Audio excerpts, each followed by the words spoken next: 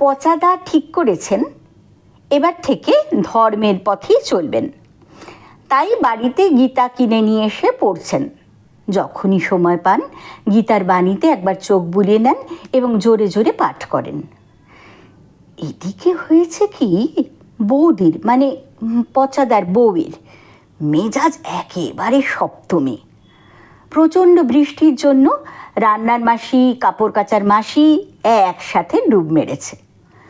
বৌদি রান্নাঘরে নিজের মনে গজগজ করছে, আর ওদিকে রান্নাঘরের লাগোয়া ড্রয়িং রুমে বসে পচাদা তখন গীতার সারমর্ম পড়ছিলেন। পচাদা সবে প্রথম লাইন বলেছেন, যা হয়েছে তা ভালোই হয়েছে। বৌদি ঝাঁঝিয়ে উত্তর দিল, হ্যাঁ সে তো বলবে, মুখের সামনে সব সময় মতো যোগান দি কি না, আমার খাটুনি বেড়েছে, ভালো তো হবেই। দ্বিতীয় লাইন, যা হচ্ছে তা ভালোই হচ্ছে। তার বলবে না, আমার হাড় মাস কালি হয়ে গেল, তোমার তো ভালোই লাগবে, বেহায়া লোক। যা হবে তাও ভালোই হবে। কি কি বললে শুনি? কালকে এরা দুজন কাজে না এলে ভালো হবে? পারবো না পারবো না পারবো না পারবো না, আমি আর কাজ করতে পারবো না। হোটেল থেকে খেয়ে আসবে খন, দুদিনে শুকিয়ে যাবে, বুঝবে কত ধানে কত চাল। পচাদা বলে উঠলেন, তোমার কি হারিয়েছে যে তুমি কাঁদছো? আমার আমার শান্তি হারিয়েছে। তোমার সাথে বিয়ে হবার পর আমার সব কিছু হারিয়েছে, সুখ স্বাচ্ছন্দ্য সব। তুমি কি নিয়ে এসেছিলে যা তুমি হারিয়েছো? ও বাবা, তোমার ঘরে এই এত ফার্নিচার, আমার গয়না, তোমার গলায় 10 ভরি সোনার চেন ঝুলছে, কে দিয়েছে? হ্যাঁ কে দিয়েছে? এসব কে এনেছে শুনি? আবার জিজ্ঞেস করছো কি নিয়ে এসেছিলে? শুধু কি তাই?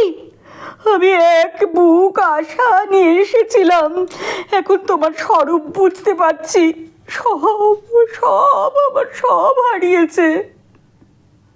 তুমি কি সৃষ্টি করেছো যা নষ্ট হয়ে গেছে?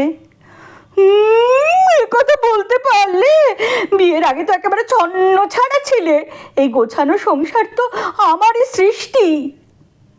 পচাদা বললেন, তুমি যা নিয়েছো এখান থেকেই নিয়েছো। একদম একদম বাজে কথা বলবে না বলে দিলুম। ওই তো মাইনে পাও, আমায় তো মাত্র ওই কটা হাত খরচা দাও।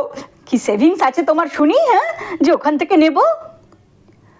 যা দিয়েছো এখানেই দিয়েছো। এই একটা কথা এতক্ষণে ঠিক বললে।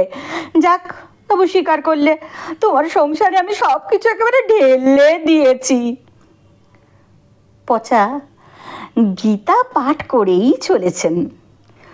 তোমার আজ যা আছে কাল তা অন্য কারো ছিল। ব্যাস ব্যাস, আর ঠেস দিয়ে কথা বলতে হবে না। জানি গয়নাগুলো তোমার মায়ের ছিল, তা আমি তো চাইনি বাপু, উনি নিজে থেকে দিয়েছেন। আর ওই তো কয়েকটা পাতলা চুড়ি আর কানের দুল, এত কথা শোনাবার কি আছে শুনি?